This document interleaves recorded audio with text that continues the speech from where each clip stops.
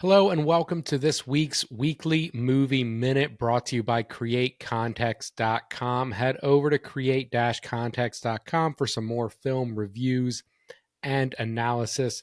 This week we are talking about Kraven the Hunter. After 3 writers and 2 years of delays, Kraven the Hunter is finally in theaters, and boy is it bad.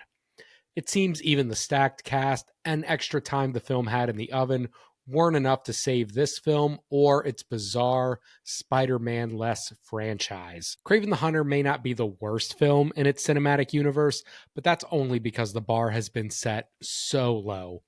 This film suffers from almost every affliction in the rest of the series. The script is terrible, the acting is stinted, and the fight scenes are too little, too late. I had high hopes for Kraven the Hunter. The comic book character is cool and one that I thought would play well on screen. Unfortunately, the terrible script and bonkers choices keep this film from even being a serviceable one. To date, there have been 6 entries in Sony's ill-advised Spider-Man-less villain universe. There's been a trilogy of Venom movies, the forever memed Morbius, and the insufferable Madam Web that came out earlier this year. Even at its best, none of these films were any good. And at its worst, it delivered something absolutely incomprehensible in Madam Web.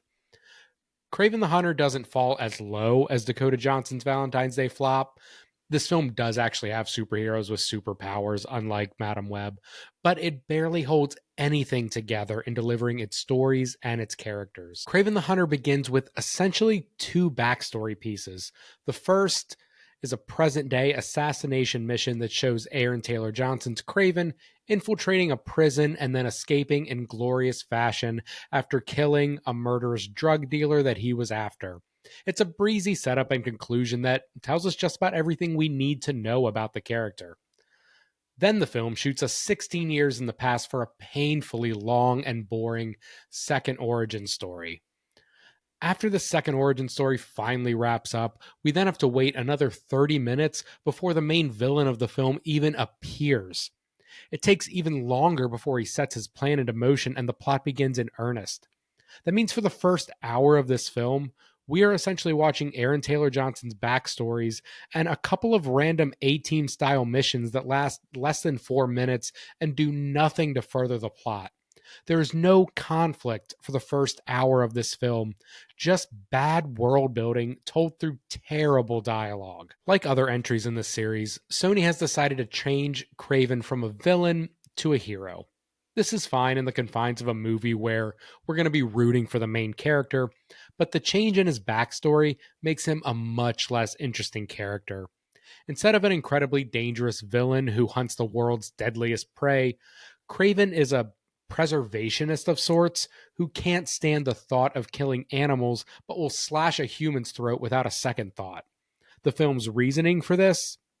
Daddy issues. There's probably a joke in here about go woke, go broke, but truthfully, it's just bad writing.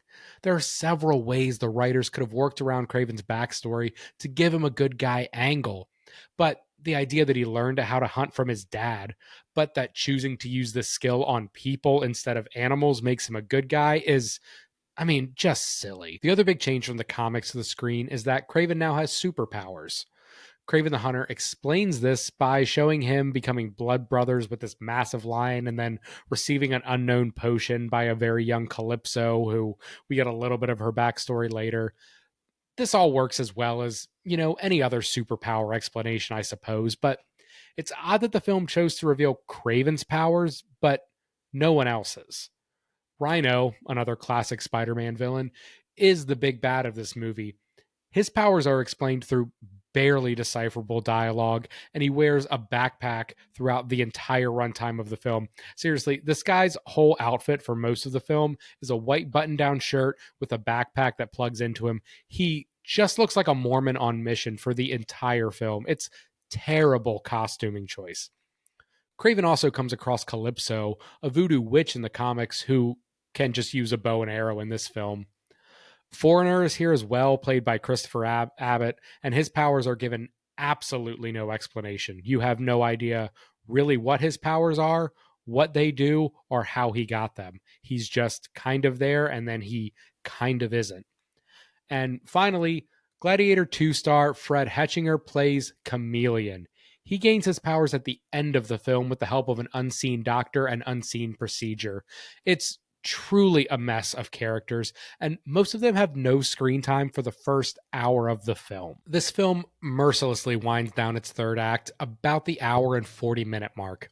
Here, we get a rather serviceable fight sequence between Kraven and the various film's baddies. It actually looks pretty good on screen, but it feels like a fight that should have come at the first or a second act. Kraven spends this whole fight setting traps and landing baddies, something that he's known for in the comics, but we haven't seen at all in this film. And they wait until the end of the third act to show off any of it.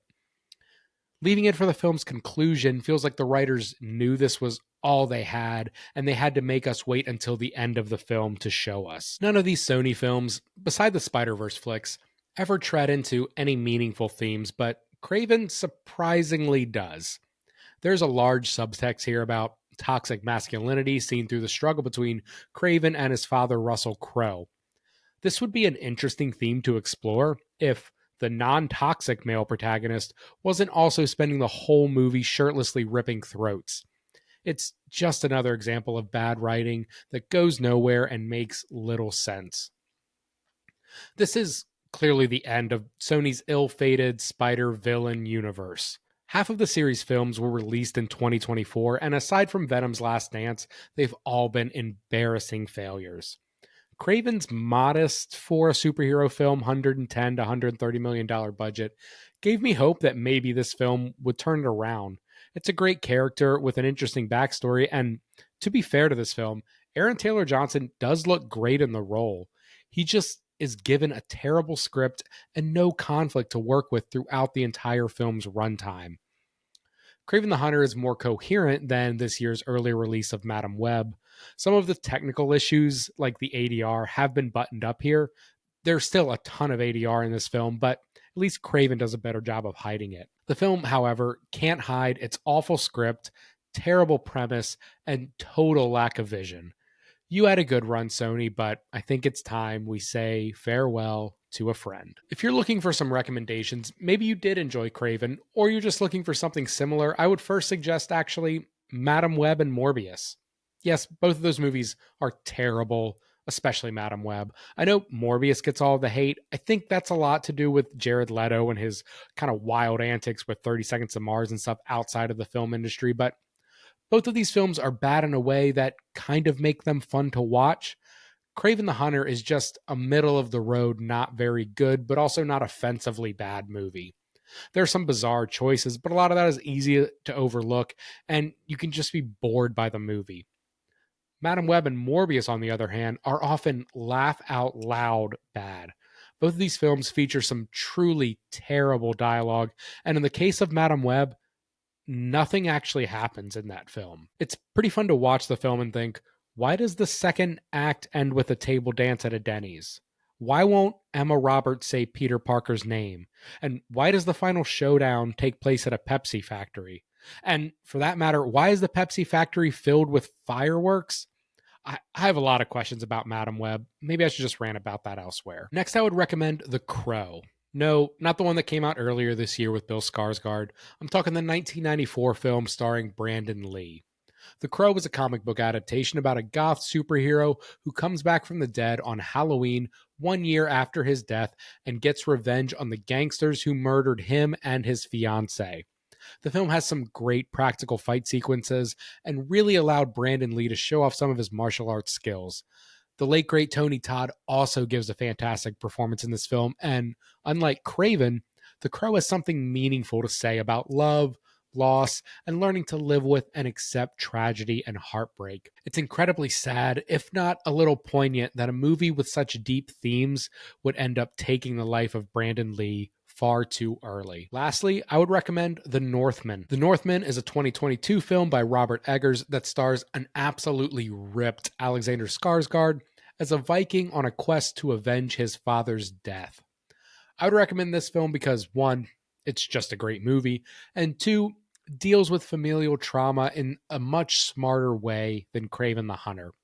Nicole Kidman plays Skarsgård's mother, and their family has some real issues. Issues Amleth, played by Skarsgård, wants to settle with blood. It's a fantastic film and a great watch before Egger's new film, Nosferatu, releases a little later this month on Christmas Day. Thank you guys so much for watching the weekly movie minute. If you liked Kraven the Hunter, maybe you think I'm wrong, leave me a comment. That would be great to talk about. Again, we are brought to you by createcontext.com. A link is in the description for our website. And I will see you guys next week where we will be discussing Sonic the Hedgehog 3.